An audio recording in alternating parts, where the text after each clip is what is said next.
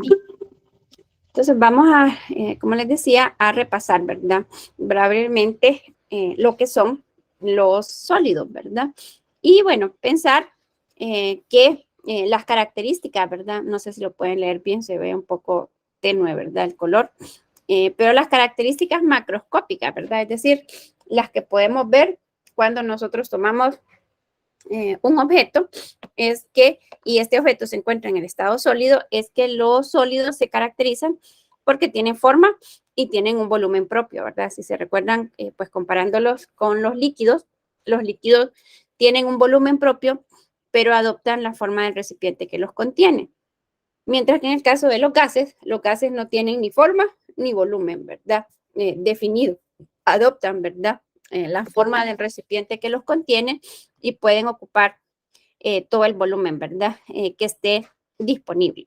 Luego lo otro es pensar que en el caso de los sólidos son prácticamente incompresibles, no incomprensibles, ¿verdad? No es que no los podamos comprender, es que no los podemos comprimir, ¿verdad? Y por eso decimos son incompresibles.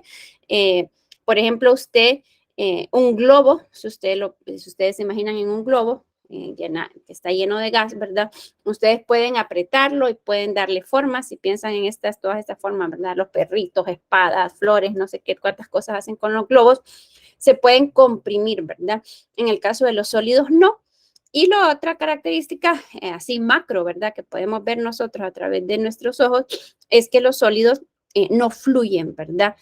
Si usted derrama un vaso con agua, el agua va a fluir, ¿verdad? Si usted derrama un vaso lleno de piedras, pues esas piedras van a caer, pero no van a fluir, ¿verdad? Entonces esas son características macroscópicas, ¿verdad? De los sólidos. ¿Por qué? ¿O a qué se debe, verdad? Esto que decimos, de que tienen una forma y un volumen propio, esto que decimos que son prácticamente incompresibles, que no fluyen, es debido a sus características corpusculares, ¿verdad? Es decir, a sus características de partículas. Las fuerzas, ¿verdad? Intermoleculares son bastante intensas, son las más intensas, ¿verdad? Dentro de los 3 estados de la materia que existen a temperatura ambiente. Por eso, si se recuerdan allá de química general, en los modelos suelen representarse con esferas que están una a la par de la otra, ¿verdad? Y que nosotros prácticamente decimos están fijas, ¿verdad? Están sin moverse, aunque ya sabemos, ¿verdad? Toda la materia tiene un cierto grado de energía cinética, o sea que de alguna manera están vibrando, pero están vibrando a un nivel menor, dijéramos, al nivel al cual está vibrando, por ejemplo, un átomo o una molécula en el estado gaseoso, ¿verdad? Esto es esta, ¿verdad? Estas fuerzas moleculares fuertes son los que hacen, ¿verdad? Que los sólidos tengan un volumen y una forma definida, ¿verdad? El hecho de que no se puedan comprimir es porque esto que mencionábamos, ¿verdad? Las fuerzas intermoleculares son tan fuertes, los átomos están tan cerca unos del otro, que prácticamente no hay espacio vacío, ¿verdad? Entre los átomos en el estado sólido. Entonces, porque normalmente comprimir algo, por ejemplo, si ustedes piensan en una maleta, ¿verdad? Entonces usted quiere meter ropa o quiere meter en una bolsa, un determinado número de objetos, entonces usted lo que hace es que trata de aplastarlo, ¿verdad? Y en ese aplastarlo, entonces lo que nosotros estamos haciendo es llenar esos espacios que estaban vacíos, ¿verdad? En el caso del estado sólido, como las fuerzas intermoleculares son tan fuertes, los espacios libres realmente son muy pocos, entonces esta es la razón por la cual no se pueden comprimir, ¿verdad? Estas son las reacciones, como les decía, las características corpusculares, ya lo que nosotros no podemos ver, pero ¿qué es la razón de aquellas propiedades que nosotros sí podemos ver, ¿verdad? Y que son las que nos hemos aprendido? Se recordarán que, pues, hablando de estos estados de la materia, nosotros podemos cambiar, ¿verdad? De estado, ¿verdad? Entonces, por ejemplo, sabemos que nosotros a partir de un líquido podemos obtener un sólido por un proceso que es el de solidificación, ¿verdad? Y luego podríamos pasar también del estado gaseoso directamente al estado sólido sin pasar por el estado líquido por un proceso que se conoce con el nombre de sublimación inversa, ¿verdad? Es decir, sí, el estado sólido tiene estas características, pero nosotros podemos cambiar, ¿verdad? Podemos pasar de un líquido a un sólido o podemos pasar de un sólido a un líquido, como sería el proceso a través del proceso de fusión, ¿verdad? Como es como el caso cuando el hielo se derrite, ¿verdad? Y la sublimación, que es cuando un estado sólido, decimos, ¿verdad? Un material sublima cuando pasa directamente del estado sólido al estado gaseoso sin pasar, ¿verdad? Por ese estado líquido. Esto era lo que les mencionaba, que es probablemente la imagen que tenemos nosotros bien presente de nuestras clases de química general. Tenemos un gas donde las partículas pues están bastante separadas entre sí. Las fuerzas intermoleculares en el estado gaseoso son más débiles, ¿verdad? Por eso es que no tienen forma ni volumen definido. En el caso del estado líquido, están más cerca, pero todavía hay ciertos espacios vacíos. Las fuerzas intermoleculares en el estado líquido son mayores que en el estado gaseoso, pero son menores que en el estado sólido, ¿verdad? Esa es la razón por la cual el estado líquido tiene un volumen definido, es decir, en este recipiente, aunque haya espacio vacío, esas moléculas, estos átomos no pueden ocupar ese espacio vacío porque hay unas fuerzas intermoleculares que de alguna manera los mantienen cerca, ¿verdad? Entonces, por eso decimos, los líquidos tienen un volumen definido, pero adoptan la forma, ¿verdad? En el caso del estado gaseoso, perdón, del estado sólido, si usted coloca una piedra dentro de un vaso, y el vaso tiene una forma determinada, pues eso no va a afectar la forma de la piedra, ¿verdad? O sea, la piedra va a ocupar el volumen que tiene la piedra y va a seguir teniendo su misma forma, por esto que mencionábamos, ¿verdad? Y este esquema que, como les digo yo, quizá ya está bien grabado en nuestra mente, ¿verdad? Los espacios vacíos son muy pequeñitos, ya están chocando o tocando una con la otra, ¿verdad? Entonces, esta es la razón por la cual no los podemos comprimir, ¿verdad? Entonces, ¿cómo podemos obtener nosotros, ¿verdad? O la obtención del estado sólido es a partir de una sustancia pura que está en estado líquido, como ya decíamos, puede condensarse y formar el sólido, o un sólido que ya de por sí, ¿verdad? Existe en esa forma, ¿verdad? En este estado, que es el estado sólido, ¿verdad? Los sólidos, no sé si esto lo vieron o no en sus clases de química general, aquí sí ya nos estamos metiendo en inorgánica. Los sólidos se pueden clasificar en dos tipos, ¿verdad? Lo que son los sólidos cristalinos y lo que son los sólidos amorfos. Ese término de amorfo, ¿cómo lo han escuchado ustedes? ¿O qué entienden ustedes por amorfo? Lo pueden escribir ahí en el chat si quieren. O pueden activar ahí su micrófono. ¿Qué pensarían ustedes que quiere decir amorfo?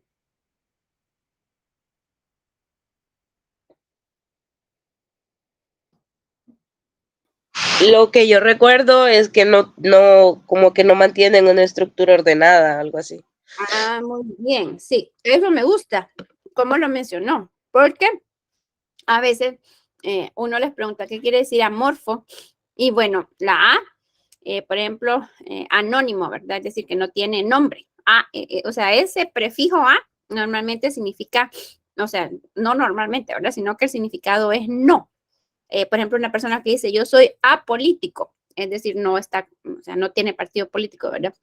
Normalmente a veces las personas dicen, no, una sustancia amorfa es una sustancia que no tiene forma. Ay, pues entonces hablar de sólidos cristalinos sin forma contradeciría esto que decíamos, ¿verdad? Que una de las características macro de los sólidos es que tienen forma, ¿verdad? Entonces, muy bien, me gusta mucho que no hayan dicho esto, porque realmente cuando nosotros hablamos de que un sólido es amorfo, lo que no identificamos es como un patrón que se repita a lo largo, ¿verdad? De todo el sólido. Es decir, esto que les puse yo aquí, ¿verdad? Las partículas no ocupan posiciones regulares, ¿verdad? Es decir, no es que están ahí como bien ordenaditas, las sillitas bien ordenadas, sino que están dispersos de diferentes formas. En el caso de los sólidos cristalinos son bien ordenados, dijéramos, ¿verdad? Las partículas que los conforman se encuentran en unas disposiciones ordenadas, fijas y regulares, ¿verdad? Es decir, a lo largo de todo el sólido se repite una estructura bien definida, ¿verdad? Esos son, por ejemplo, el caso del cuarzo y del diamante. Ya vamos a hablar, ya vamos a ver el caso, ¿verdad? De hecho, de que el cuarzo y el vidrio están formados por los mismos elementos, pero la estructura que adoptan es diferente, ¿verdad? Y aunque estén formados por los mismos elementos, uno es considerado un sólido cristalino, el otro es considerado un sólido amorfo, ¿verdad? Bueno, y aquí ya podríamos ir viendo, ¿verdad? Los sólidos cristalinos, tener esta disposición tan ordenada, está relacionada con su valor, ¿verdad? Si uno piensa, por ejemplo, en el cuarzo y en el diamante, pues son piedras que son, bueno, son sólidos, ¿verdad? Si me escuchara la Lick Elizabeth se enojaría conmigo hablando de piedra. Pero tiene esta estructura, ¿verdad? Mientras que en el caso del vidrio, pues ya sabemos que el vidrio, pues el valor del vidrio es menor, ¿verdad? Entonces aquí vemos algunos ejemplos, ¿verdad? De sólidos cristalinos. Si ustedes llevaron ciencias de la Tierra, ¿verdad? Ustedes pueden estar familiarizados con esto. Este es, por ejemplo, la pirita, ¿verdad? Que es llamada el oro de los tontos, ¿verdad? Porque cuando se lo encuentran, pues el color amarillo, ¿verdad? Y brillante, hace pensar que es oro, pero luego cuando se analizan sus propiedades, pues se identifica que no tiene, ¿verdad?, las características del oro. Aquí podemos ver esta que es la fluorita, y entonces ahí, bueno, aquí la estamos viendo nosotros en macro, ¿verdad? No estamos considerando su estructura, pero si pudiéramos, ¿verdad?, cortarlos y verlos a través de un microscopio, pues nosotros miraríamos que ahí se van repitiendo, ¿verdad? Y esta es la amatista, ¿verdad? Esta de color morado tan bonito, ¿verdad? Entonces estos son ejemplos de sólidos cristalinos, ¿verdad? Aquí lo que quiero que miremos es que vienen en diferentes colores, ¿verdad? Es decir, miren que aquí solo hemos dicho de las propiedades que tienen una forma y un volumen definido, que no se pueden comprimir, que no fluyen. Pero esto, el hecho de que todos los sólidos tienen un mismo color, pues no, los sólidos vienen en diferentes colores y en una variedad de formas. Es decir, aunque tienen una forma definida, no todos los sólidos tienen esta misma forma, ¿verdad? Entonces, bueno, pensando, como les decía, vamos a dedicarle un poquito de estudio a los sólidos amorfos y luego vamos a dedicarle más estudio a los sólidos cristalinos, ¿verdad? Entonces, como les decía, normalmente cuando uno les pregunta a las personas, bueno, ¿qué significa para usted la palabra amorfo? Suelen decir es sin forma, pero ya decíamos, utilizar este término contradice lo primero que decíamos de que los sólidos tienen una forma definida. Como ya decíamos, el término correcto para cuando nos referimos a sólidos amorfos, es decir, que son sólidos donde las partículas que los componen no presentan una distribución ordenada, ¿verdad? Sino que la distribución es desordenada. Aquí, si ustedes se fijan, estos dos átomos están cerca entre sí, mientras que estos dos están más lejos. Aquí están más cerca, aquí están más separados. Entonces, podemos ver, ¿verdad? Más o menos como el desorden que hay ahí en esa distribución, ¿verdad? Entonces, eso nos debería de llevar a pensar que, por ejemplo, estos que están más cerca, usted podría deducir que estas fuerzas intermoleculares son más fuertes que las fuerzas intermoleculares que hay entre estos dos átomos, ¿verdad? Porque si estos están más cerca, es porque hay una fuerza que los atrae, ¿verdad? Uno con respecto al otro, mientras que estos que están más separados, entonces usted diría, ahí las fuerzas no son tan fuertes, valga la redundancia, como lo son aquí, ¿verdad? Entonces, podemos generalizarlo diciendo que en un sólido amorfo, la magnitud de las fuerzas intermoleculares va a variar de un punto a otro del sólido, ¿verdad? Entonces, por ejemplo, en el vidrio, quizá ustedes han tenido la experiencia, cuando se quiebra un vaso de vidrio, hay porciones que, cuando ustedes pueden quebrar 3 vasos, ¿verdad? Dijéramos, del mismo tipo de vaso, pero no se van a quebrar de la misma forma, van a ver algunos vasos que cuando se quiebran en pedazos más pequeños y quedan pedazos que son grandes, ¿verdad? Entonces uno dice, ¿por qué ese pedazo grande no se quebró? Y los otros sí se quebraron en pedazos más pequeños, porque la magnitud de las fuerzas intermoleculares varía de un punto a otro del sólido. Hay puntos donde esas fuerzas intermoleculares son más fuertes, hay otros donde esas fuerzas intermoleculares son más débiles, ¿verdad? Entonces, esto de que las fuerzas intermoleculares no sean regulares a lo largo de todo el sólido, hace que las propiedades presenten rangos de variación, ¿verdad? Según las diferentes zonas del sólido, como les decía, cuando se quiebran, pues se quiebran de diferentes formas, ¿verdad? Es decir, hay una variedad, dijéramos, de opciones en este caso. Como las fuerzas intermoleculares no son iguales a lo largo de todo el sólido, entonces otra característica, ¿verdad?, de los sólidos, que quizá la recuerden de química general, es que los sólidos tienen altos puntos de fusión, ¿verdad? Es decir, hay que calentarlos bastante para que puedan pasar de este estado sólido al estado líquido. En el caso de los sólidos amorfos, no presentan un punto de fusión definido. Hablando, por ejemplo, del vidrio, no todos los vidrios van a fundir a la misma temperatura, ¿verdad? Porque recordemos que en este proceso de fusión, esto que estaba aquí repasando rápidamente, pensar, ¿verdad? Que la fusión, el paso del estado sólido al estado líquido requiere de energía, ¿verdad? Para poder separar estas moléculas, ¿verdad? Es decir, lo que mencionábamos aquí, están vibrando, tienen cierta energía cinética, pero como están bien juntas, me muevo, pero no me puedo mover mucho. Aquí, para pasar de este estado sólido a este estado líquido, yo tengo que calentar, ¿verdad? Al calentar, entonces yo estoy transfiriendo energía que va a incrementar, ¿verdad? La energía cinética de la partícula y va a comenzar a vibrar más. Si sigo calentando, entonces va a tener mucha más energía, que es la que podemos ver aquí por esta sombra, ¿verdad? Pensando que estas moléculas están bien excitadas, ¿verdad? Tienen bastante energía y pueden moverse, ¿verdad? Entonces ahí, pues esto, ¿verdad? Cuando uno piensa en los sólidos amorfos, el hecho de que y miren que fue la primera, ¿verdad? Todo lo demás viene relacionado con esto, ¿verdad? Que las fuerzas intermoleculares varían de un punto a otro y por eso no van a tener, ¿verdad? Un punto de fusión definido, ¿verdad? En el caso de los sólidos amorfos carecen de esa forma, de esas caras definidas que nosotros miramos, por ejemplo, en esta, ¿verdad? Es decir, aquí usted logra ver muy bien la forma, ¿verdad? Aquí puede identificar la cara del sólido. En el caso de los sólidos amorfos, por ejemplo, el vidrio, como les digo yo, si logran observar, ¿verdad? Un trozo de vidrio, pues no se puede distinguir, ¿verdad? Claramente su forma. De aquí podemos observar eso que les decía, ¿verdad? Este sería un sólido cristalino. Si se fijan aquí, el color sí que es bien uniforme, ¿verdad? A lo largo de todo el sólido. Aquí no. Aquí tenemos unas partes, por ejemplo acá, ¿verdad? Que son más opacas, otras que son más brillantes. Aquí vemos una forma como más pulida, dijéramos. Esta es una forma más áspera, ¿verdad? Entonces, visualmente, así podemos nosotros reconocer, ¿verdad? Lo que es un sólido cristalino y un sólido amorfo. Este es el ejemplo que les estaba mencionando. Este es el cuarzo, que es óxido de titanio 4, y aquí entonces ustedes se fijan, los átomos están ahí, ¿verdad?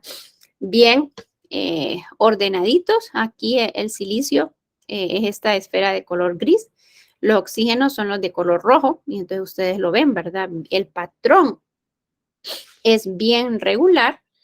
En el caso del vidrio, está formado igual, o también es óxido de silicio 4, pero aquí entonces podemos observar que esos átomos no se encuentran dispuestos u ordenados de una forma regular, como es en el caso del cuarzo, ¿verdad? Y por eso a eso es a lo que nos referimos cuando hablamos de los sólidos amorfos. No es que no tengan forma, lo que no tienen es un patrón regular en cuanto a su estructura, ¿verdad? Entonces, ¿de qué van a depender las propiedades de un sólido? Pues van a depender del tipo de partículas que lo forman, ¿verdad? Entonces, vamos a ver más adelante que podemos tener sólidos metálicos, que podemos tener sólidos iónicos, que podemos tener sólidos covalentes, que podemos tener sólidos moleculares, dependiendo del tipo de partículas que lo forman. Lo otro, lo que ya decíamos, ¿verdad? El clasificarlos como cristalinos o amorfos depende de cómo se encuentren ordenadas esas partículas. Primero depende de qué tipo de partículas, luego de cómo estén esas partículas ordenadas.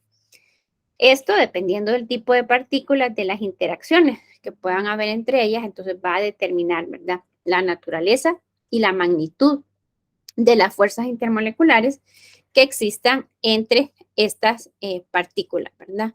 Y eso es lo que les decía, cuando vamos a hablar de los sólidos cristalinos, entonces podemos hablar de los sólidos cristalinos iónicos, de los sólidos cristalinos covalentes, de los sólidos cristalinos moleculares y podemos hablar de los sólidos cristalinos metálicos, ¿verdad? Que son a los que les vamos a dedicar un poco más de tiempo. Hay algunos términos, ¿verdad?, que es importante tener claros respecto al estado sólido. Uno de ellos es cuando hablamos del isomorfismo, ¿verdad? Entonces recordemos que los isómeros, por ejemplo, hablando de este término iso, ¿verdad?, son compuestos que tienen la misma fórmula molecular, ¿verdad? Aquí, morfo, pues habla de forma, ¿verdad? Entonces los compuestos isomorfos son compuestos que tienen la misma estructura cristalina, ¿verdad? Ya lo vamos a ver más adelante cuando hablemos los sólidos iónicos, los sólidos iónicos, vamos a ver que hay unos tipos de estructuras cristalinas iónicas y que hay varios compuestos que adoptan ese mismo tipo de estructura cristalina, ¿verdad? Entonces, todos esos compuestos que adoptan esa misma estructura cristalina se dice que son isomorfos entre ellos, ¿verdad? O que presentan isomorfismo. Entonces, ¿cuáles son condiciones para que se dé este isomorfismo, ¿verdad? Primero, que tengan la misma fórmula, ¿verdad? Por ejemplo, cloruro de sodio, NaCl, cloruro de potasio, KCl, ¿verdad? Tienen la misma fórmula, un catión, un anión. Óxido de calcio, un ion calcio, un ion óxido, ¿verdad? El ion calcio con 2 cargas positivas, el ion óxido con 2 cargas negativas, ¿verdad? Es decir, tienen la misma fórmula, un catión, un anión. Las unidades, ¿verdad?, estructurales, estos átomos, ¿verdad? Ya habíamos repasado, ¿verdad?, que por ejemplo en el caso de los compuestos iónicos, los cationes tienen mayor tamaño, tienen menor tamaño que el átomo a partir del cual se forma. Los aniones tienen mayor tamaño que el átomo a partir del cual se forma, ¿verdad? Entonces, la diferencia entre un catión y un anión, para que se dé, ¿verdad?, este isomorfismo no debe de diferir en más de un 15% en su tamaño, ¿verdad? Si ya difieren, entonces no van a adoptar la misma forma. Estos ejemplos que les he dado yo, ¿verdad? Cloruro de sodio, cloruro de potasio, óxido de calcio, ¿verdad?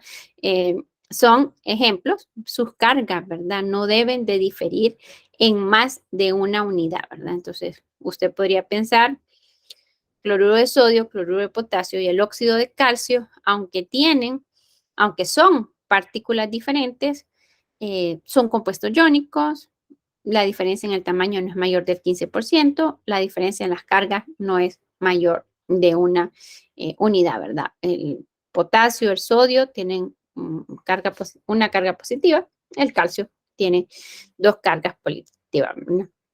Si los aniones son poliatómicos, podrán presentar isomorfismo si tienen la misma geometría molecular, ¿verdad? Es decir, si adoptan la misma disposición en el espacio. Entonces, por ejemplo, el nitrato de sodio tiene la misma estructura que el carbonato de calcio. ¿Por qué? Porque tanto el ion carbonato como el ion nitrato tienen la misma geometría, así como lo es el ion clorato, por ejemplo, y el ion nitrato, ¿verdad? Entonces, aquí esto puede estar relacionada con esta disposición, ¿verdad? Con esta forma que decíamos que van a tomar, que fue uno de los materiales que les quedó de trabajo, ¿verdad? Lo de la teoría de repulsión de los pares de electrones de valencia, que como les digo yo, ese es un tema de química general, que se retoma en orgánica y que lo único que quería yo con la guía es que lo volvieran a repasar. En el caso de estos iones, pues la geometría es una geometría trigonal, ¿verdad? La de todos ellos. Y por eso es que como tienen la misma geometría, pueden presentar la misma forma. El otro término, y recuerden que todo este resumen que estamos haciendo es preparándolo, ¿verdad? Para sus exposiciones, para que tengan, para que cuando lean y la preparen, sepan, ¿verdad? Y se encuentren con estos términos, pues no estén así como tan en el aire, ¿verdad? Entonces, cuando hablamos de polimorfismo, recordemos que poli quiere decir varios, ¿verdad? Es decir, que nos referimos a esto cuando un compuesto presenta o puede adoptar más de una estructura cristalina, ¿verdad? Entonces, por ejemplo, el que ya mirábamos, el óxido de silicio, ¿verdad? El óxido de silicio, decíamos, puede existir como un sólido cristalino, que es el cuarzo, o puede existir como un sólido amorfo, que es el vidrio, ¿verdad? Tiene la misma fórmula molecular, pero adopta más de una estructura, ¿verdad?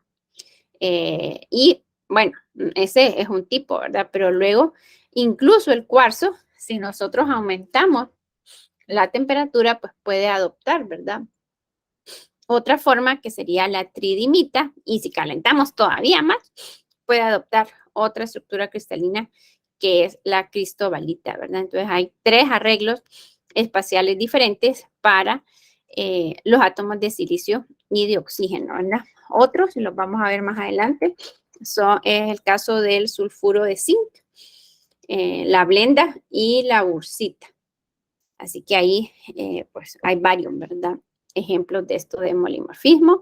En el caso del carbonato de calcio, es otro, ¿verdad? Lo podemos tener como calcita y como aragonita, ¿verdad?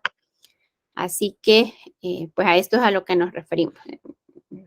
Sobre todo los que van a escribir, lo que van a exponer grupo 4, perdón, grupo 13 y grupo 14, se van a encontrar, ¿verdad? Con estos términos, ¿verdad? Bien, entonces, como les decía, nosotros nos vamos a centrar en los sólidos cristalinos, ¿verdad? Entonces ya les decía que dependiendo del tipo de unión entre las partículas, los sólidos cristalinos se pueden clasificar como moleculares si la fuerza que predomina es la fuerza intermolecular, ¿verdad? Los puentes de hidrógeno, por ejemplo. Los iónicos, pues son aquellos donde la fuerza que predomina es el enlace iónico. Los covalentes, pues ya se deduce, ¿verdad? Los que, donde la interacción, ¿verdad? Predominante es el enlace covalente. Y los metálicos, que es el enlace metálico, ¿verdad? Así que los vamos a ir viendo poquito a poco, ¿verdad? En el caso de los sólidos moleculares, pues nos estamos refiriendo a moléculas, ¿verdad?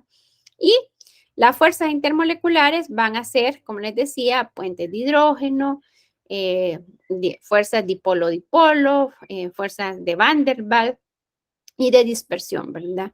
Es decir, que tienden a separarse, ¿verdad? Fácilmente, porque recordemos que todas estas son fuerzas entre moléculas, ¿verdad? Estos son las fuerzas más débiles, ¿verdad? Como son las fuerzas más débiles, porque realmente ahí no se están compartiendo electrones, ¿verdad? Sino que únicamente son estas cargas parciales, ¿verdad? Que suelen atraerlos. Estos sólidos, como sus fuerzas no son tan fuertes, pues suelen ser blandos, tienen puntos de fusión bajos, son malos conductores del calor y de la electricidad, ¿verdad? Ejemplos de ellos son el hielo, que en el caso de las moléculas de agua, pues sabemos que puede pasar del estado sólido del estado líquido al estado sólido cuando se incrementa el número de puentes de hidrógeno, pero los puentes de hidrógeno por efecto del calor se pueden romper, ¿verdad? Entonces, esto que decíamos, ¿verdad? Tiene puntos de fusión bajos. Usted se golpea y se pone un hielo y ese hielo pues no hace mayor el golpe, ¿verdad? Porque no son tan duros, ¿verdad? La naftalina, que puede ser que la conozcan, ¿verdad? Las abuelitas antes solían ponerles ahí esas bolitas de naftalina a la ropa, el hielo seco, ¿verdad? Son ejemplos. Todos ellos, bueno, como decíamos, son moléculas, ¿verdad? El hielo seco es dióxido de carbono, el hielo, como les decía, es agua, ¿verdad? Y aquí las podemos ver, ¿verdad?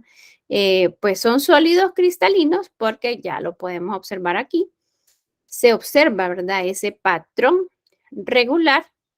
De hecho, si ustedes se fijan, ahí tienen esta forma hexagonal, ¿verdad? Que son de los hexágonos. Estas líneas, ¿verdad? De color azul, pues representan, ¿verdad? Lo que son los puentes de hidrógeno. En el caso del fósforo blanco, esto lo van a exponer, ¿verdad? Los compañeros del grupo 15, ¿verdad? Los diferentes tipos de fósforo. No hay un solo fósforo, hay varios tipos de fósforo, ¿verdad? Y van a tener colores diferentes y van a estar relacionados con pues, con esta estructura, ¿verdad? Que adopten cada uno de ellos. El azufre también, que es el grupo 16, lo van a mencionar los del grupo 16, y que es el caso del yodo, que lo van a explicar los del grupo 17, ¿verdad? Entonces aquí podemos ver que realmente las formas no son idénticas, son diferentes para cada uno de ellos, ¿verdad? Por eso decíamos, los sólidos vienen en diferentes colores y vienen en diferentes formas. Pero todos estos comparten la característica de que son moléculas y que las fuerzas son fuerzas débiles, ¿verdad? Que son fuerzas intermoleculares, ¿verdad? Entonces aquí esto que les mencionaba, ¿verdad? En el caso del hielo seco, este es, por ejemplo, en el caso de una molécula apolar, es decir, es una molécula no polar. No sé si se recuerdan, ¿verdad? De los puentes de hidrógeno, pero recordemos que los puentes de hidrógeno se forman entre los pares de electrones solitarios de un átomo de oxígeno.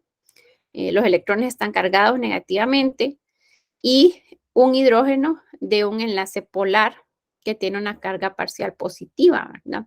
Entonces aquí hay, ¿verdad? O sea, estas moléculas tienen enlaces polares. En el caso del hielo, por ejemplo, en el dióxido de carbono, la molécula no tiene, ¿verdad? Estas cargas se dice que es apolar y entonces la fuerza que se utiliza, que afecta, ¿verdad? O que contribuye en este caso es las fuerzas de London o fuerzas de dispersión, ¿verdad? No sé cómo las vieron ustedes allá en química general, ¿verdad? Eso que les decía yo del hielo, ¿verdad? Que adoptaban una estructura cristalina de tipo hexagonal. Quizá lo han escuchado, ¿verdad? O lo han visto, dependiendo de qué tanto les llame la atención. Cuando se habla de los copos de nieve, ¿verdad? Cada copo de nieve es único, es decir, tiene una estructura diferente, ¿verdad? Y esto era lo que les mencionaba. Este oxígeno, aquí no se ven los pares de electrones solitarios, pero sí se ven dos cargas parciales negativas, no sé si lo logran ver bien, y luego los oxígenos tienen las cargas parciales positivas, ¿verdad? Y por eso es que se forma el puente de hidrógeno que hace que a lo largo, ¿verdad? De todo el cristal, esto es lo macro que, bueno, nosotros no conocemos, bueno, no sé ustedes, pero yo no conozco la nieve. Igual usted no puede distinguirlo, ¿verdad? O sea, usted ve caer la nieve y uno no ve estos copos así, ¿verdad? Menos ve esto, ¿verdad? Que ya es todavía, estamos hablando de 1.8 Armstrong, 2.8 Armstrong, ¿verdad? Es 2.8 por 10 a la menos 10 metros. Pues no lo vemos, ¿verdad? Pero saber que existe, ¿verdad? Este patrón regular.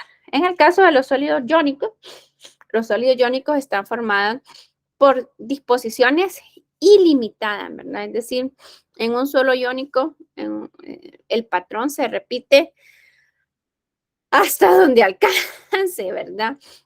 Los iones y son iones positivos y negativos que se mantienen unidas por atracciones electrostáticas, ¿verdad? Es decir, debido a estas cargas opuestas, ¿verdad? Las cargas positivas atienden a las negativas. Aquí ya no estamos hablando de molécula, sino que estamos hablando de que aquí lo que lo conforma a un sólido iónico son cationes y aniones. La fuerza ahora es electrostática.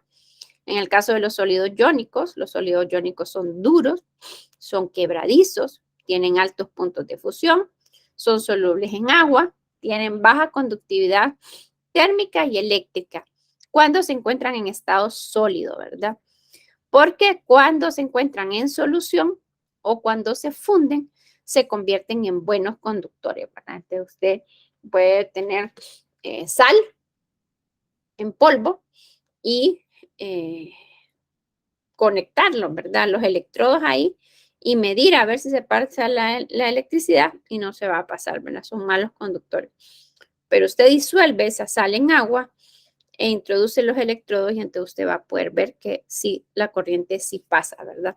A través. Y es por eso, ¿verdad? Porque en estado sólido tienen baja conductividad térmica y eléctrica, pero al disolverse, al encontrarse en solución o al fundirse, mejoran, ¿verdad? Sus propiedades. Ejemplos, la sal que les digo yo, el cloruro de sodio, el nitrato de calcio, por ejemplo, son ejemplos de sólidos iónicos. Estos son los que vamos a ver nosotros más adelante, ¿verdad? Esta se conoce como una estructura de cloruro de cesio, así se llama. Es una estructura cúbica centrada en el cuerpo. Ya esto lo vamos a ver más adelante, no se preocupen.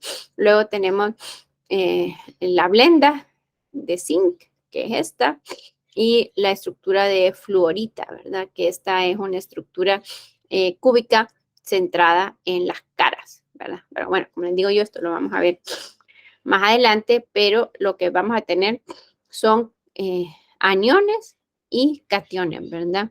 Dispuestos de una forma bien regular. Si pudiéramos ver o acrecentar, ¿verdad? Un cristalito de sal, nosotros miraríamos que se miran de esta forma, ¿verdad? Este es el cloruro, un cristal de cloruro de sodio.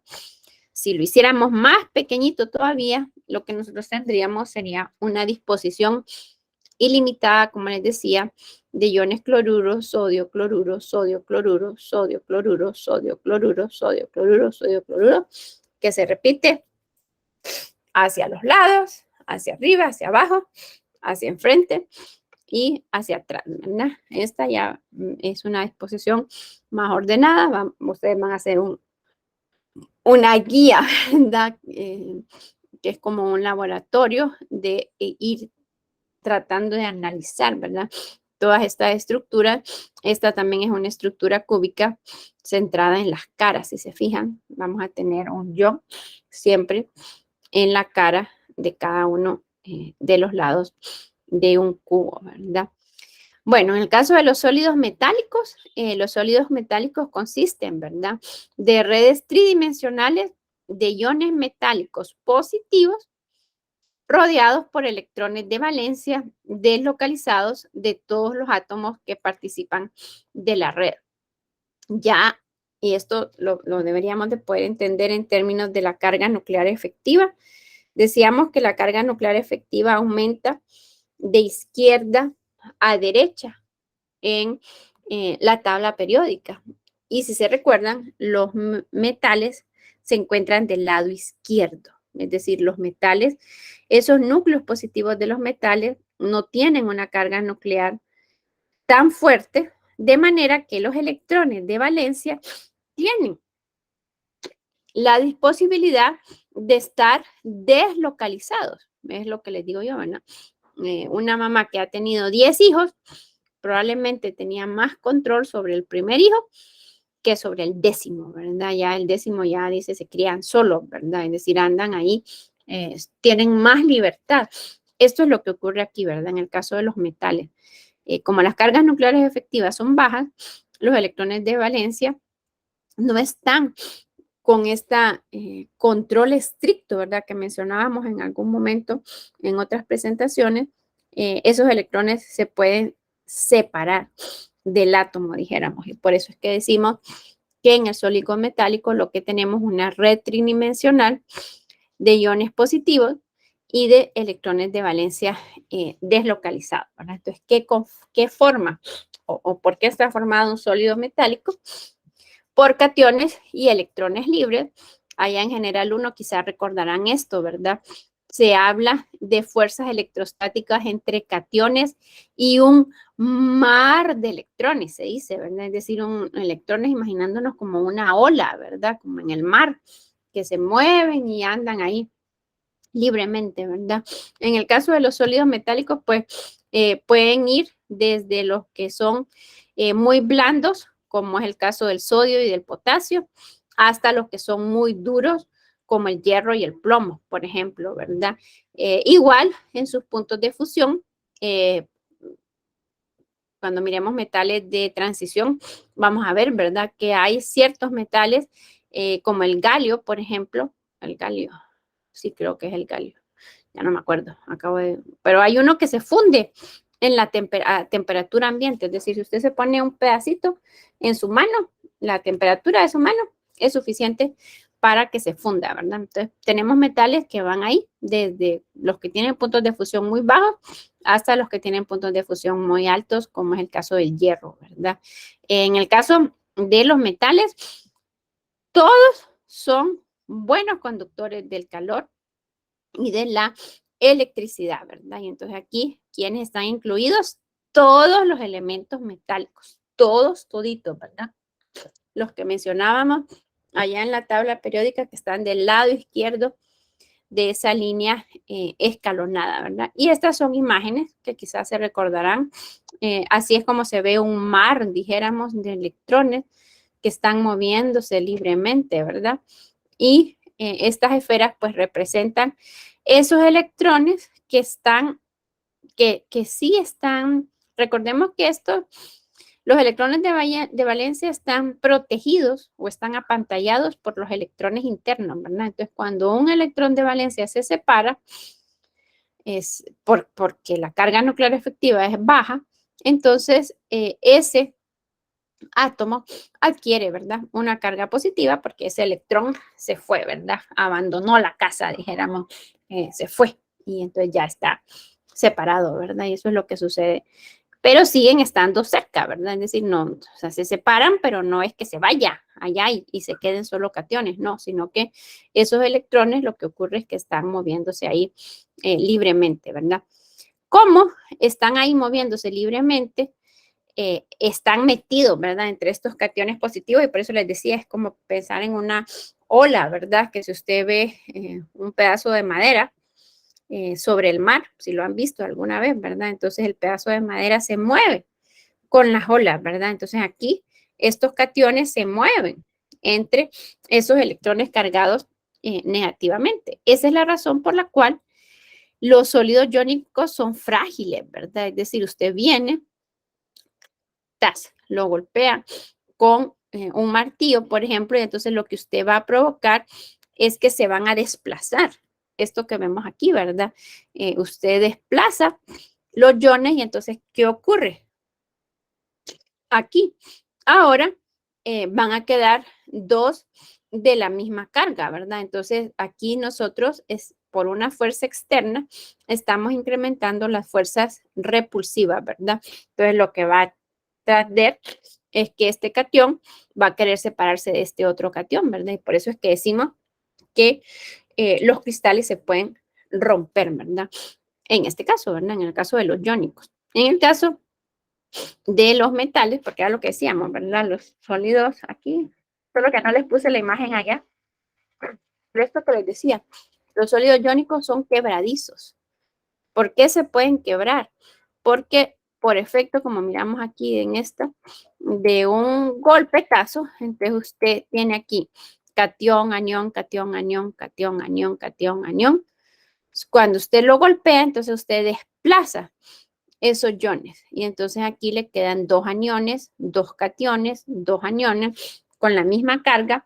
Entonces tienden a separarse, ¿verdad? Y por eso se rompe el cristal. ¿Por qué los metales son maleables? Aquí, por ejemplo, esta es una que simula, ¿verdad? Lo que es la plata. Entonces ustedes pueden tener, ¿verdad?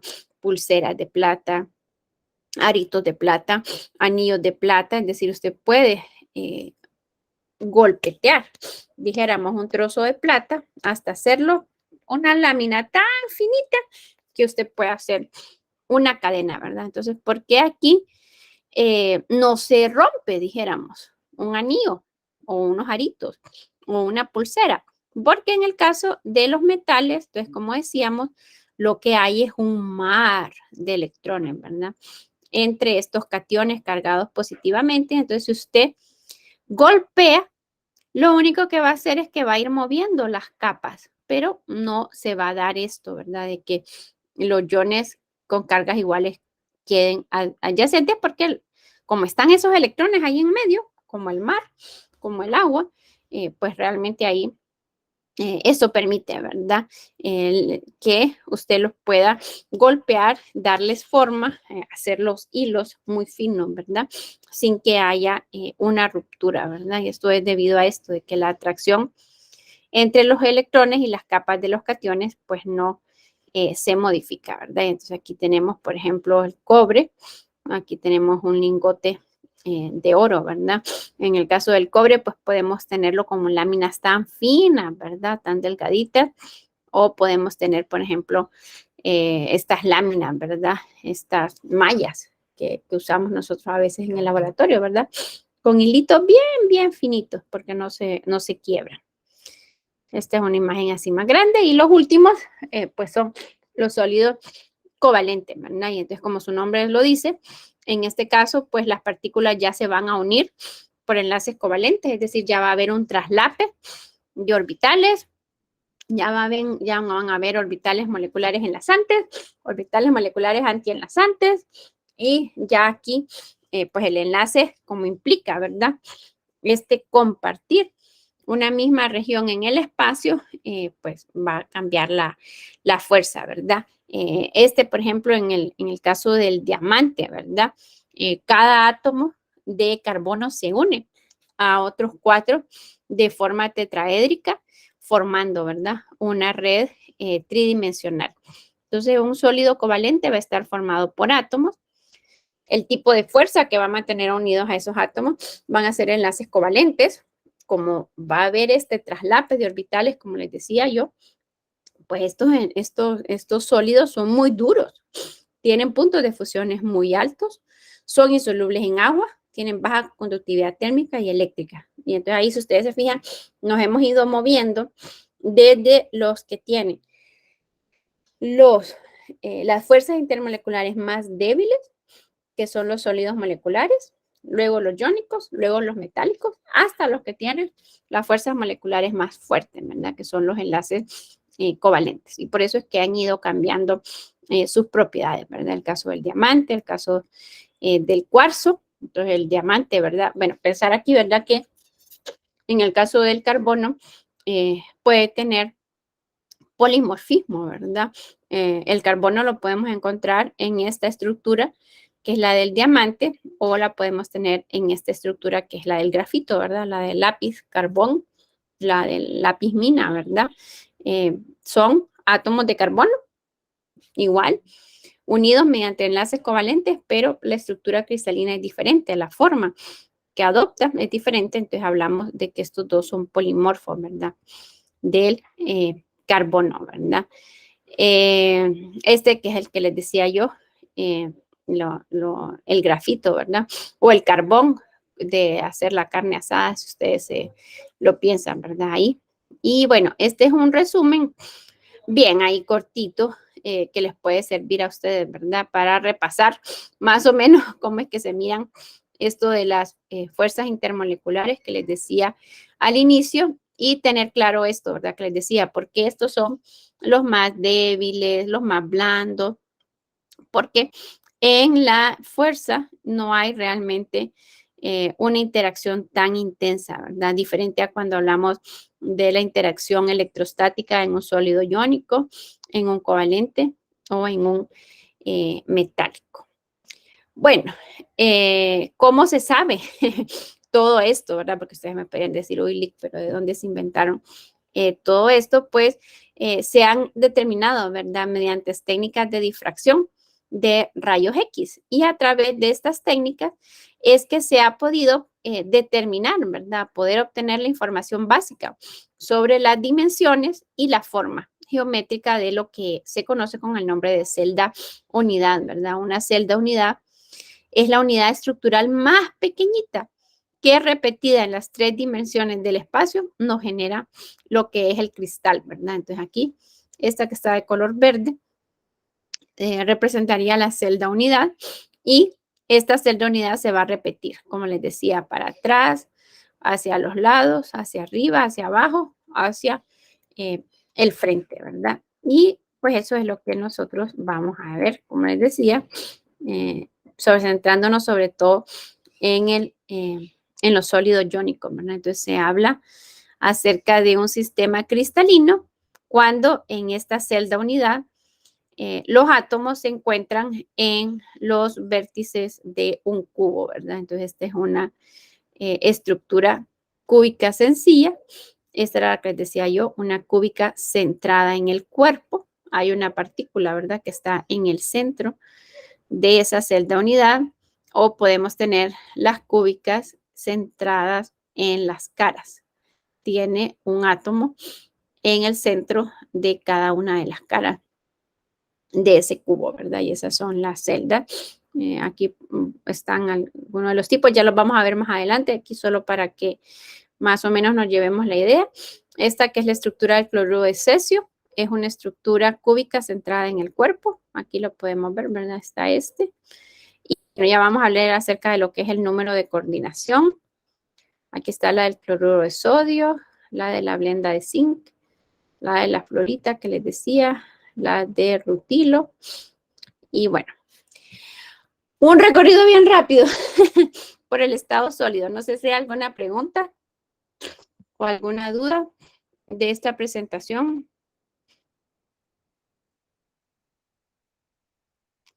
¿O estamos bien? O más o menos. O ya se fueron. Y me dejaron sola. 80% bien y 20% mal. Bueno, ahí van a tener que repasar, ¿verdad? Más adelante. Yo sé que fui un poco rápido, pero lastimosamente no contamos con las 3 horas del lunes. Y hoy tengo que terminar. Ay, perdón. Con esto, ¿verdad? Entonces, bueno, como les decía, les vamos a dar nosotros más, un poquito, no crean que mucho, ¿verdad? Un poquito más de estudio acerca de lo que es los sonidos iónicos, porque la mayor parte de los compuestos inorgánicos son iónicos, ¿verdad? Entonces, por eso les vamos a dedicar un poquito más de estudio a esto. Entonces, como les decía, hay unos tipos característicos, ¿verdad? De estructuras características de los sólidos iónicos, que son estos que podemos ver acá. Aquí se ve esto que les decía yo, que es el isomorfismo, ¿verdad? Es decir, hay varios compuestos que adoptan la misma estructura cristalina, ¿verdad? Entonces, pues esto sería bueno que la tuvieran ahí, ¿verdad? Más o menos a mano, para que supieran cuáles son los que forman que adoptan, ¿verdad? La misma estructura, ¿verdad? Entonces, las estructuras son la antifluorita, la estructura de cloruro de cesio, de la fluorita, del arsenuro de níquel, la perovskita, la sal de roca, que es la estructura del cloruro de sodio, la de rutilo, la de blenda y la de bursita, ¿verdad? Entonces vamos a verlas, no las vamos a ver todas, vamos a ver las características, ¿verdad? Que serían las TIC. Estas, como les decía yo, lo que vamos a analizar aquí, lo que mirábamos en la otra presentación es la celda unidad, ¿verdad? Ya decíamos, la celda unidad se va a repetir a lo largo de toda la estructura del sólido, arriba, abajo, a la derecha, a la izquierda, enfrente y atrás, ¿verdad? Entonces, esta que tenemos aquí es la estructura de la sal de roca o la estructura del cloruro de sodio, ¿verdad? Se dice que el empaquetamiento es un empaquetamiento cúbico compacto. Lo que mirábamos en la otra presentación es un cubo que tiene un átomo en cada una de las caras, ¿verdad? Este está en el centro de la cara superior, este es el átomo del centro de la cara inferior, este es el átomo del centro de la cara de la derecha, este es el átomo del centro de la cara de atrás, ¿verdad? Entonces aquí se habla acerca de lo que es el número de coordinación. Entonces, ¿qué es el número de coordinación? El número de coordinación lo que nos indica es un átomo a cuántos otros átomos está unido, ¿verdad? Entonces aquí espero yo que lo puedan entender. Si nosotros nos centramos en este, por ejemplo, entonces este átomo está unido ¿verdad? Que sería el ion sodio, está unido a un ion cloruro, a 2 iones cloruro, a 3, a 4, a 5, que es este de acá. Y como decimos que esta unidad cúbica se va a repetir, habría un sexto, ¿verdad? Porque habría otro cubo de este lado al cual estaría unido un ion cloruro al cual estaría unido este sodio, ¿verdad? Entonces el número de coordinación para el sodio es de 6 y el número de coordinación del cloruro también es para 6. No sé si lo van a lograr ver aquí, pero aquí saliendo de este cloruro tendríamos un sodio, 2 sodios, 3 sodios, 4 sodios, 5 sodios, 6 sodios, ¿verdad? Es decir, está rodeado. Eso es lo que es el número de coordinación, ¿verdad? Nos indica a cuántos átomos está rodeado cada uno de ellos.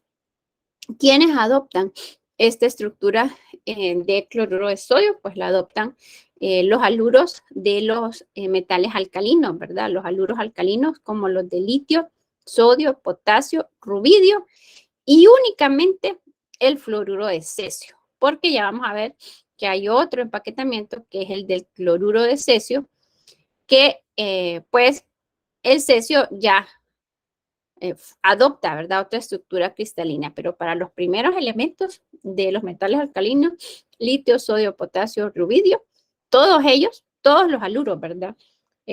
Fluoruro de litio, cloruro de litio, bromuro de litio, yoduro de litio, todos ellos van a adoptar esta forma. Lo que va a cambiar es quién va a ser el anión, ¿verdad? Ya no va a ser cloruro, sino que va a ser fluoruro, bromuro o yoduro, ¿verdad? También esta de la sal de roca la adoptan los óxidos de los metales alcalinoterrios, ¿verdad? El óxido de magnesio, de calcio, de estroncio, de bario y el óxido de cadmio, que es un metal de transición. En el caso de la estructura del cloruro de cesio, como lo podemos ver aquí, es un empaquetamiento también cúbico, solo que está centrado en el cuerpo, ¿verdad? Entonces aquí, este sí se puede ver más claro.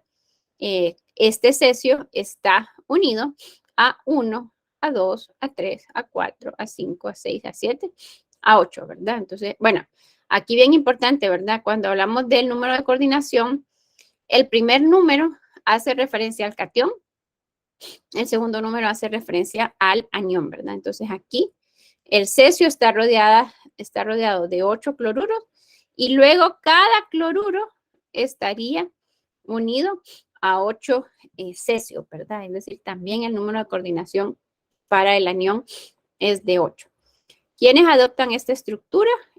Los haluros de cesio, excepto el fluoruro, ¿verdad? Porque el fluoruro es el más pequeño. Se adopta el de cloruro de sodio. Estos que ya son más grandes adoptan esta estructura, ¿verdad? También la van a adoptar compuestos formados por iones de radios similares a los del cloruro de bromuro y yoduro, como son los haluros de amonio, ¿verdad? Excepto el del ion bromuro, es decir, el fluoruro de amonio, el cloruro de amonio, van a adoptar también esta estructura, ¿verdad? Luego, como decíamos, en el caso de la blenda de zinc, podemos tener dos estructuras diferentes, ¿verdad? Lo que mencionábamos del polimorfismo, ¿verdad? Esta que se conoce con el nombre, esta disposición, ¿verdad? Que se conoce con el nombre de la blenda de zinc, es un empaquetamiento cúbico centrado en las caras, como la podemos ver acá.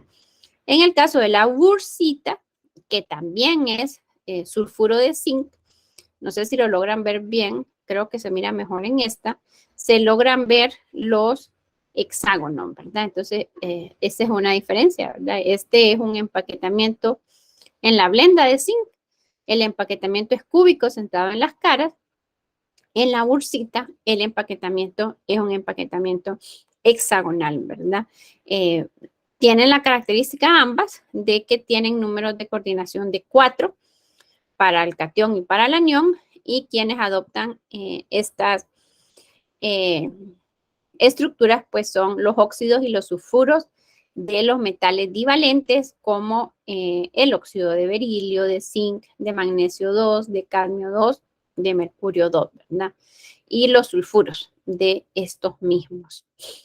Luego tendríamos el de la fluorita, que aquí lo podemos ver. También es un empaquetamiento cúbico centrado en las caras. Aquí la fluorita es el fluoruro de calcio, ¿verdad? Entonces aquí no puedo escribir, pero el fluoruro de calcio se lo puede escribir aquí en el chat. Tendríamos que estar todos de acuerdo que la fórmula molecular es CaF2, ¿verdad? Es decir, tenemos el doble de fluoruros que de calcio. Y por eso es que aquí, si ustedes se fijan, ya el número de coordinación no tienen el mismo número de coordinación los dos, ¿verdad? El catión y el anión. Porque, como ya decíamos, ya la fórmula química nos da la idea, ¿verdad? De que vamos a tener el doble, o sea, un calcio va a estar unido al doble de fluoruros, o sea, ya no va a ser en una proporción de 1 a 1, ¿verdad? Eso es algo bien importante acá, ¿verdad? El hecho de que ambos tengan el mismo número de coordinación nos da la idea de que en la fórmula molecular, se lo voy a escribir ahí en el, bueno, aquí lo podemos, bueno, ahí, ¿verdad? En el fluoruro de cesio. Un cesio, un fluoruro. Cloruro de cesio, un cloro, un cesio. En la blenda de zinc, aquí no está escrito, pero se la voy a escribir ahí en el chat. La fórmula química de el sulfuro de zinc es ZNS. Es una proporción de 1 a 1. Por eso tienen el mismo número de coordinación. Ya aquí el número de coordinación cambia. Porque como ya les decía, ya la fórmula molecular va a cambiar, ¿verdad? Entonces el número de coordinación del catión es el doble del anión, ¿verdad? O ustedes podrían decir el anión es la mitad del catión, como ustedes lo quieran ver. En el caso de la estructura de rutilo, entonces aquí ya es un empaquetamiento hexagonal. El número de coordinación es de 6 y 3. Ya esta estructura la adoptan los óxidos de los metales de transición, ¿verdad? El óxido de estaño 4, el óxido de tungsteno, el óxido de manganeso 4, el fluoruro de níquel, que pues aquí lo podemos ver, ¿verdad? Igual, las fórmulas no están en una proporción de 1 a 1. Y la perovskita, que es como de las más complejas, ¿verdad? En el caso de la perovskita, si se fijan, tenemos 3 tipos de átomos diferentes. En todas estas que habíamos visto hasta ahorita, solo hay 2 tipos de iones, ¿verdad? Aquí tenemos 3, ¿verdad? Esta es una estructura cúbica, aquí lo podemos ver, ¿verdad? Que es un cubo, donde A va a ocupar el centro del cubo, va a estar rodeado de 12 átomos que van a ser X, ¿verdad? Y los átomos de B van a estar ocupando los vértices, ¿verdad? De lo que son el cubo y cada uno de estos vértices va a estar rodeado por 6 átomos de X, ¿verdad? Aquí, bueno, no los vemos todos, pero este va a estar unido a 1, a 2, a 3, va a estar unido a 4, que sería este de enfrente, va a estar unido a 5, que sería el de arriba, y va a estar unido a 6, que sería el de la derecha, ¿verdad? Una característica, ¿verdad?, de los compuestos que adoptan esta estructura de perovskita es que la suma de las cargas de los iones positivos A y B debe de ser de 6, ¿verdad?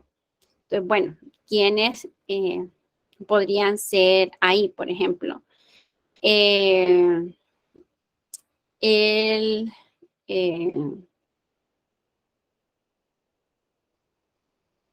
a ver, espérenme. Déjenme que voy a abrir una pizarrita para podérselos mostrar.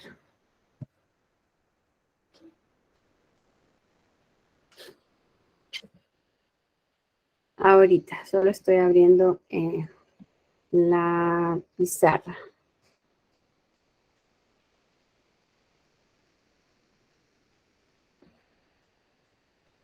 Ok, espérenme.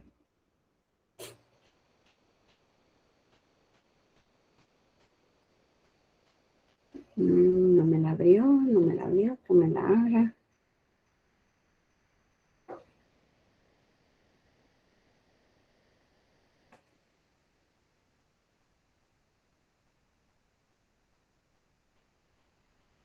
Entonces aquí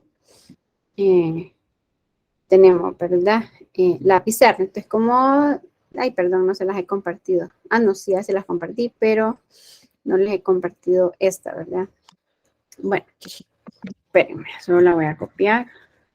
La fórmula sería la fórmula general, ¿verdad? Sería AB X3 y, como decíamos, la suma, ¿verdad? De las cargas de los iones positivos A y B debe ser de 6. Permítanme un momentito, jóvenes.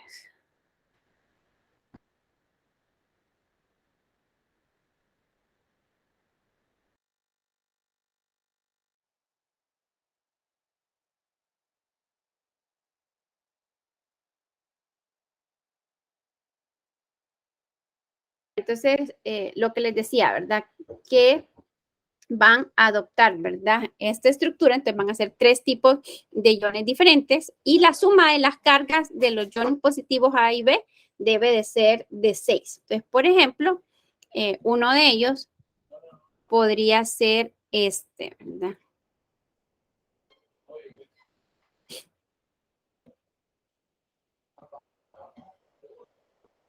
Bueno, entonces aquí, bueno, aquí pensar, ¿verdad? En eso que les decía yo de que la suma de las cargas de los iones debe de ser de 6. Entonces, bueno, creo yo que lo de los números de oxidación, medio nos acordamos, espero yo que sí, ¿verdad? Ya sabemos que el oxígeno, el número de oxidación del oxígeno, ahí también había una guita, ¿verdad? En la que había un repasito de esto. En el caso del oxígeno, el número de oxidación común, ¿verdad? Del oxígeno es de -2, ¿verdad? Entonces tenemos 3 iones óxido y cada ion óxido tiene un número de oxidación de -2.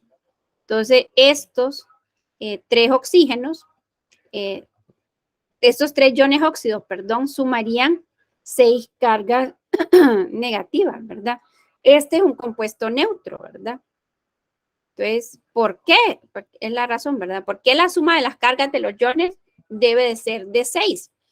Porque el anión, porque aquí tendríamos que estar claros, ¿verdad?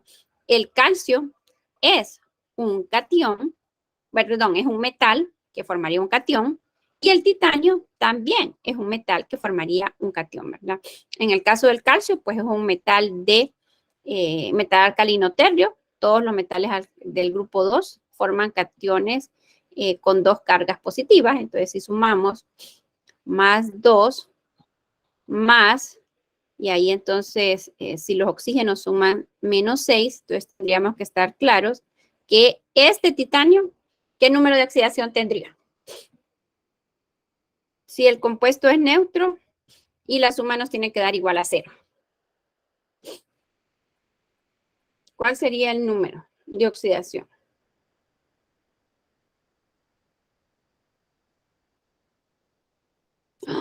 Uy, usted ya hasta sumar se les olvidó.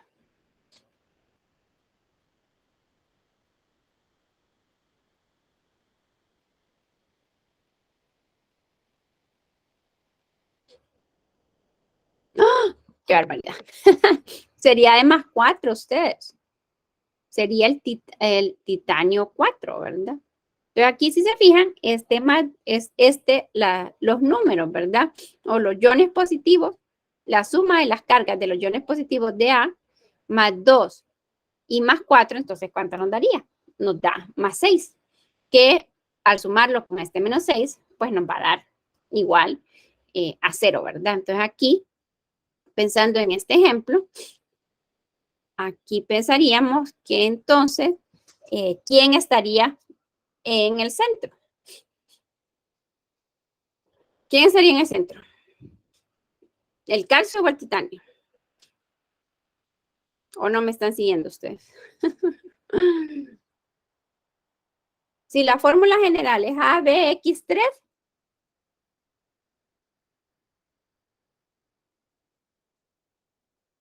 y en este ejemplo que estábamos considerando, ¿quién sería A? No, creo que o están dormidos Sería o no. calcio. Muy bien, el A sería el calcio, ¿verdad? Ujú. Porque aquí lo que ustedes tienen que entender es que cuando pensamos en la estructura, usted debería de poder ubicar, ¿verdad? Bueno, este átomo, este catión que estaría en el centro sería el calcio. ¿Dónde estaría el titanio? El titanio estaría en estos vértices del cubo. ¿Y quiénes serían estos verdes? Pues esos verdes serían los iones óxido, ¿verdad? Que en este caso, pues como decíamos, era el X, ¿verdad? Bueno, ¿qué tal? Más o menos. ¿O no?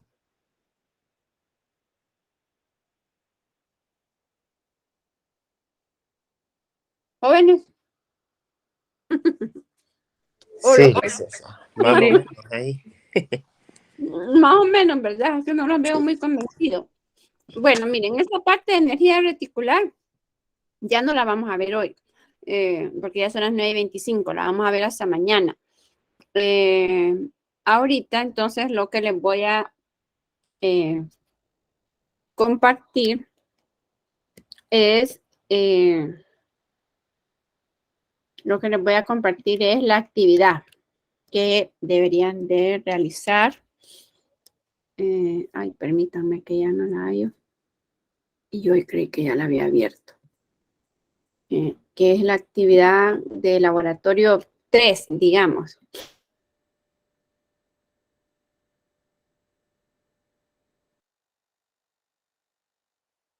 No sé, creo que la cerré sin haberme dado cuenta. ¿Qué es sobre esto para, bueno, espero yo que les ayude a comprender mejor esto de las estructuras, ¿verdad?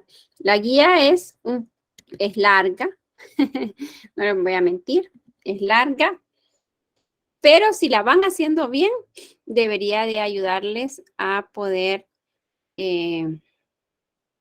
comprender bien esto de las estructuras que yo el día de hoy pues las he estado viendo un poco rápido, ¿verdad? Ok, ahorita ya se las comparto. Ay, ¿dónde está? Estructuras del estado sólido, aquí está. Muy bien. Entonces la guía es esta.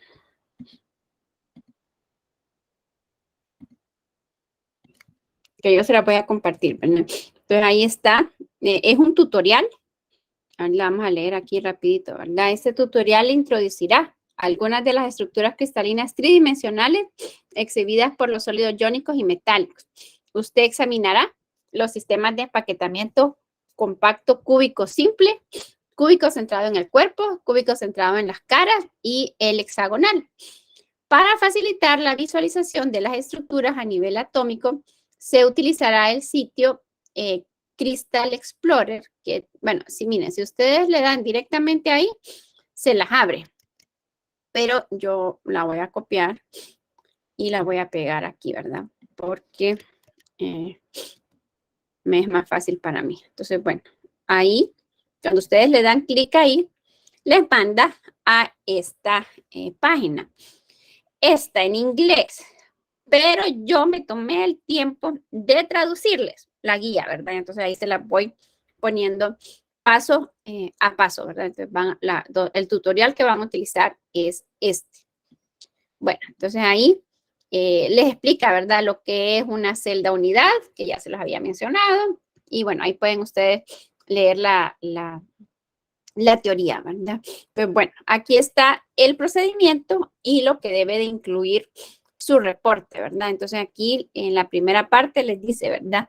La estructura cúbica simple, la celda unidad para el sistema cúbico simple se muestra en la figura 1, que es esta de acá, ¿verdad? Entonces vemos que cada uno de los átomos o de los cationes se encuentran uno encima del otro, formando lo que es un cubo. Entonces, miren, aquí les dice, ¿verdad? Haga doble clic en ese C Unit, C Models, y aquí ustedes, si se fijan, aquí, ¿verdad? Vamos a ver. Aquí le dice, bueno, tienen que buscarla, ¿verdad? Entonces aquí dice, si lo ven, SC Unit C Models. Le dan clic acá y les manda. Permítanme un momentito. Me voy a dar.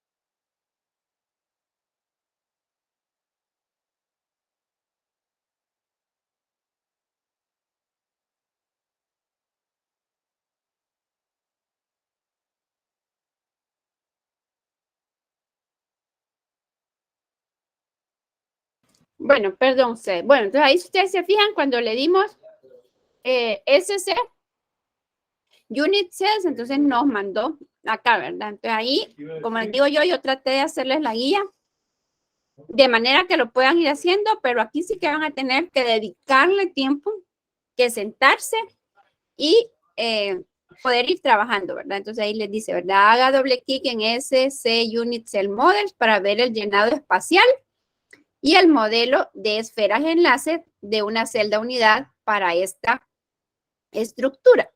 Ahí, si ustedes se fijaron, aquí está este, que es el de llenado espacial. Aquí vemos cómo se llena, ¿verdad? Esa celda unidad. Y entonces, si ustedes se fijan, si se colocan con el mouse, ustedes le pueden dar vuelta para que tengan una idea, ¿verdad? Entonces, ahí van a ver que hay unos huecos. Aquí se logra ver, ¿verdad? Hay unos huecos. Aquí hay otro hueco, ¿verdad? Y entonces, bueno, esta es la de llenado especial. Y esta otra que vengan aquí a la derecha es el de esferas y enlaces, ¿verdad? Entonces aquí podemos verlo, dónde estarían ubicados esos átomos en ese cúbico en una celda cúbica simple, ¿verdad? Bien, ahí la pueden manipular, aquí se los puse yo, ¿verdad? Puede utilizar el mouse para rotar la imagen. Examine la celda unidad cúbica simple. El espacio donde 8 esferas se juntan, perdón, ahí tendría que decir se juntan, es llamado hueco cúbico. Regrese al menú principal y haga clic en, y entonces aquí nuevamente se las puse en negrita, entonces sería The Extended SC Metal Structure, entonces volvemos acá y usted, si se fija, aquí están unas flechas, ¿verdad? Ay, perdón. Ay, no, es aquí, perdón. Era en la del centro. Entonces le mandan nuevamente a este, y entonces aquí si se fijan, aquí está The Extended SC Metal Structure. Entonces le dan ahí clic y aquí nuevamente le dan cómo se va a ir repitiendo. Recordemos que decíamos que la unidad pequeña es la celda unidad, ¿verdad? Pero luego esa celda unidad se va a repetir hacia arriba, hacia abajo y en todas las direcciones, ¿verdad? Entonces, bueno, ahí seguimos y la guía nos dice, usted debería observar una imagen expandida de esta estructura con 27 esferas formando un gran cubo. Cada esquina del cubo tiene 3 esferas. Vea la estructura utilizando la opción Ball and Stick. Entonces aquí nuevamente se va aquí y aquí está la de Ball and Stick, ¿verdad? Entonces ahí si usted se fija, ahí ya lo está viendo, ¿verdad? Ahí dependiendo de cada uno de ustedes, a mí me gusta más, se me hace más fácil verlas así, pero puede ser que a alguien le guste más la del llenado especial, ¿verdad? Así que ahí, como les digo yo, este es donde el aprendizaje de cada uno de ustedes pues va siendo independiente. Bien, entonces ahí siguen con la guía y entonces les dice, ¿verdad? Cada esquina del cubo tiene 3 esferas. Vea la estructura utilizando la opción Ball and Stick. Entonces, bueno, aquí esto que está de verde son las preguntas que ustedes tienen que ir contestando y son las que tienen que presentar en el reporte, ¿verdad? Entonces, bueno, la primera pregunta es, ¿cuántas celdas unidad se construyen con 27 esferas? Y entonces aquí le puse el número 1 para que sepan ustedes, ¿verdad? Que es pregunta 1, pregunta 2, 3, 4. Bien, ahí si ustedes se fijan, la guía se la fui poniendo en negrito. Tienen que hacer clic qué es lo que tienen que preguntar y poner en el reporte, ¿verdad? Y entonces ahí está esta, que es la primera, la correspondiente a estudiar, ¿verdad? La estructura cúbica simple. Luego van a proceder, ¿verdad? A estudiar el sistema cúbico centrado en el cuerpo. Y aquí también hay una idea, ¿verdad? Para que ustedes más se aseguren de que están en la visión que es correcta. Luego van a pasar al empaquetamiento hexagonal compacto. Aquí, si se fijan, ya van 13 preguntas, ¿verdad? Que tendrían que haber contestado. Y luego van a irse al empaquetamiento cúbico compacto centrado en la cara, ¿verdad? Y entonces ahí siempre le voy poniendo en negritas dónde es que tienen que ir haciéndole clic, ¿verdad? Aquí hay también otras imágenes para que quede más claro esto de lo de los huecos tetraédricos. Y vamos a considerar algunas otras celdas, ¿verdad? Unidades. Y ahí van a ir viendo ustedes a dónde es que deben de ir haciéndole. Y bueno, en total lo van a sentir un poco largo, por eso les digo yo, tienen que tomarse el tiempo. Son 38 preguntas, ¿verdad? Las que tienen que contestar. Al final, esta es, aquí sí vamos a cambiar el esquema.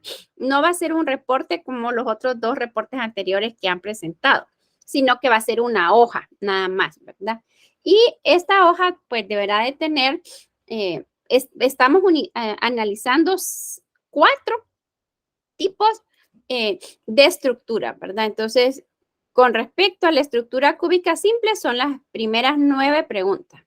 Con respecto al sistema cúbico centrado en el cuerpo, son de la pregunta 10 a la 13. El hexagonal compacto de la 14 a la 17, el cúbico compacto de la 18 a la 21. Y las últimas preguntas que estudian, ¿verdad? Las estructuras del diamante, de la florita, de la blenda de zinc, del cloruro de cesio y de la sal de roca, son estas preguntas que van de la 22 a la 38. Entonces, esto sería la siguiente actividad que tendrían que hacer, ¿verdad? Para, la idea, como les digo yo, es de que ustedes vayan ubicando, casi van a sentir que las preguntas son como repetitivas, porque la idea es que la comprendan, ¿verdad? Entonces, siempre se les está preguntando cuántas hay en los vértices, cuántas hay en el centro, con cuántas está rodeada. Pero es para que ustedes realmente puedan utilizar este tutorial con la simulación para poder ir comprendiendo, ¿verdad? Cómo es que son las estructuras. Así que esta sería la siguiente actividad que les quedaría. Esta yo la pensaba asignar el lunes, pero pues debido a que no tuvimos clase, igual se las voy a dejar esta semana y la fecha de entrega va a ser el lunes. O sea que vamos a asumir como que la hicieron el lunes, que era el día del laboratorio, y el reporte lo tendrían que presentar, esta hoja, ¿verdad? De reporte la tendrían que presentar el lunes. No sé si queda claro o si hay alguna pregunta.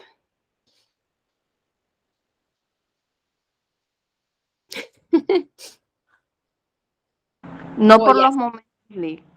Bueno, pero miren, lo importantísimo es que comiencen a trabajar ya, porque si no, van a tener problemas. Miren, luego lo otro que estoy teniendo problemas con ustedes, ahorita les acabo de compartir el enlace a esta actividad en el chat. Por favor, vean si lo pueden abrir.